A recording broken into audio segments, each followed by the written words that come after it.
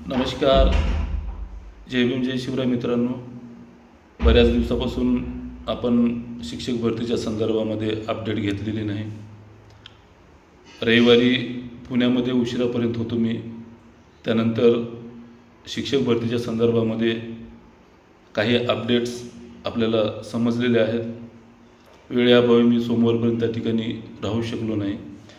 त्यानंतर काही अधिकारी वर्गांकडून आपल्याला मिळालेली माहिती अशी की प्रलंबित शिक्षक भरती 2017 या संदर्भामध्ये आपल्या सगळ्यांना माहिती आहे. कोर्ट केस असल्यामुळं त्या ठिकाणी लवकरात लवकर ती कोर्ट केस निकाली लावण्याचा पूर्णपणे प्रयत्न आहे. आपल्या सगळ्यांना माहिती आहे. यापूर्वीच जे काही सिव्हिल पिटिशन होतं शासनाकडून त्या ठिकाणी सादर करण्यात आलेलं आहे. तर येणाऱ्या काळामध्ये खूप लवकर त्यावर तोडगा निघेल. त्यावरचा जो काही स्टे आहे ते उठवण्याच्या संदर्भामध्ये शासनाकडून जे काही हालचाली आहेत ते लवकरच महाधिवक्त्यांच्या माध्यमातून त्या ठिकाणी पूर्ण करून त्यावरचा स्टे उठल्या 50% आणि जी काही समांतरची यादी होती तर ते लावण्याचा पूर्णपणे त्या ठिकाणी प्रयत्न सुरू आहे. त्यानंतर सेकंड टेट जे की त्यावर सगळ्यांची एक मागणी होती की कधी लवकरात म्हणजे कधी जे काही विथ इंटरव्ह्यूचा राऊंड आहे तो लागेल. यापूर्वी पण आपण बुलेटिनच्या माध्यमातून किंवा अधिकारी वर्गाकडून जी काही माहिती मिळते त्या संदर्भामध्ये माहिती घेऊन आपल्याला सांगितलं होतं की रूपांतरित यादी लागल्या त्या ठिकाणी जास्तीत जास्त 8 दिवसामध्ये जे काही आहे तर ते विथ इंटरव्ह्यूचा राऊंड आहे तो लागेल. आणि अगदी त्या पद्धतीनं त्या ठिकाणी हालचाली पण सुरू झालेल्या होत्या. अगदी 8-10 दिवसाच्या मध्ये एका आठवड्यामध्ये त्या ठिकाणी यादी लावण्याचा प्रयत्न सुरू होता. मात्र काय झालं, जी रूपांतरित यादी लावली त्या रूपांतरित यादीमध्ये आपल्या सगळ्यांना माहिती आहे जे लाल अक्षरामध्ये आपल्याला दिसलेलं आहे की जे काही आस्थापना आहेत त्या म्हणजे जे काही विधान परिषदेच्या निवडणुका सुरू होत्या त्या काळामध्ये निवडणूक आयोगाकडनं जे काही शिक्षक भरतीची परवानगी घेतलेली होती ते स्थानिक स्वराज्य संस्थांच्या शिक्षक पद भरतीची परवानगी घेतलेली होती.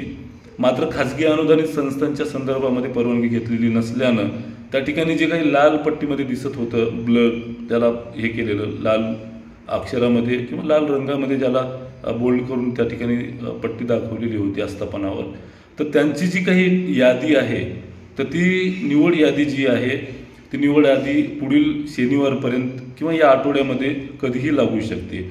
अर्थात काय मित्रांनो, ज्यांची निवडपासून अजून ज्याला 1-2 मार्क कमी होते अशा मुलांना त्या ठिकाणी त्यांच्या मार्कानुसार 1 ते 12 पर्यंत त्या ठिकाणी संधी उपलब्ध होईल. आणि यानंतर पुढील काळामध्ये जे सेकंड टेटवर विथ इंटरव्ह्यूची यादी लागेल. बरेच जण म्हणत होते की विथ इंटरव्ह्यूला पुन्हा पसंतीक्रम द्यावा लागतील, तर असला वगैरे काही प्रकार नाही आहे. मी यापूर्वी पण सांगितलं की विथ इंटरव्ह्यूला पसंतीक्रमची काही गरज नाही आहे. विथ इंटरव्ह्यूची यादी जी काही आहे जास्त होऊन तर असं होईल की कोणाला त्याच्यामध्ये सहभाग घ्यायचं किंवा न घ्यायचं, कारण विदाऊट इंटरव्ह्यूला लागलेली मुलं आहेत तर त्यांना बहुतांश मुलांना त्या ठिकाणी यायचं नसते. तर अशा मुलांना जास्तीत जास्त एखादा एक टॅब दिला जाऊ शकतं की आपल्याला संधी घ्यायची का नाही. सोबतच जे काही अपात्र किंवा मग जे निवड झाली आणि निवड झाल्याच्या नंतर ते त्या ठिकाणी जॉईन केलेले नाहीत अशा मुलांना संधीच्या संदर्भामध्ये पुढील भरतीमध्ये जी काही संधी उपलब्ध करून देणं अपेक्षित होतं त्या संदर्भामध्ये कार्यवाही सुरू आहे. अजून अद्याप त्यावर तोडगा निघालेला नाही. मात्र त्यावर लवकरच तोडगा निघेल. आणि जे काही यादी आहे विथ इंटरव्ह्यूची ती पुढील काळामध्ये जास्तीत जास्त त्या कारणानं जी काही 8 दिवसात लागायला अपेक्षित होती यादी तर ते जे शॉर्ट लिस्ट आहे ती लागणार असल्या कारणानं त्यावर बी आपल्या सगळ्यांना माहिती आहे कोर्ट केसेस आहे रयतची सुद्धा. तर त्याच्यामध्ये जे काही विधी तज्ज्ञांचा सल्ला घेऊन त्याच्यामध्ये जे काही मार्ग काढून पुढील भरतीला गती देता येईल अशा पद्धतीचं त्यावर सल्ला घेणं सुरू आहे. लवकरच त्याच्यावर मार्ग निघेल, कारण त्या भरतीवर असा कुठला स्टे नव्हता किंवा स्टे द्यावं असे कुठे त्याच्यामध्ये सांगण्यात आलेलं नाही. त्यामुळं लवकरात लवकर त्यावर तोडगा निघून पुढील 4-8 दिवसामध्ये ती यादी जाहीर होईल, प्रसिद्ध होईल शनिवारपर्यंत. जे काही विथ इंटरव्ह्यूची राऊंड आहे तर ती विथ इंटरव्ह्यूची राऊंडसुद्धा या महिन्याच्या त्या कारणानं महिन्याच्या एंडिंगपर्यंत कधीही लागू शकते. अजून त्यावर काम सुरू आहे, मात्र निश्चित असा कालावधी जो काय आहे तो ठरलेला नाही. त्यामुळे त्यावरचं जे काही निर्णय होणं अपेक्षित आहे किंवा कधी लागेल हे निश्चित आता आपल्याला सध्याच्या स्थितीला सांगता येत नाही. मात्र त्यावर जेव्हा विथ इंटिरियरची यादी लागेल तात्काळ आपण आपल्या सगळ्यांना त्यावर म्हणजे माहिती घेऊन आपण सांगूया कधी लागेल काय नाही. तर हे झालं शिक्षक भरतीच्या संदर्भामध्ये सध्याची परिस्थिती, सध्याची अपडेट. सोबतच काही रयतमध्ये लागलेली मुलं आहेत. ते रयतमध्ये लागलेले मुलं त्यांच्या नियुक्तीच्या संदर्भामध्ये काल खूप मोठ्या स्वरूपामध्ये शिक्षण आयुक्त कार्यालयामध्ये उपस्थित झालेले होते. तर त्यांचा आज लाँग मार्च त्या ठिकाणी नियोजित केलेला आहे.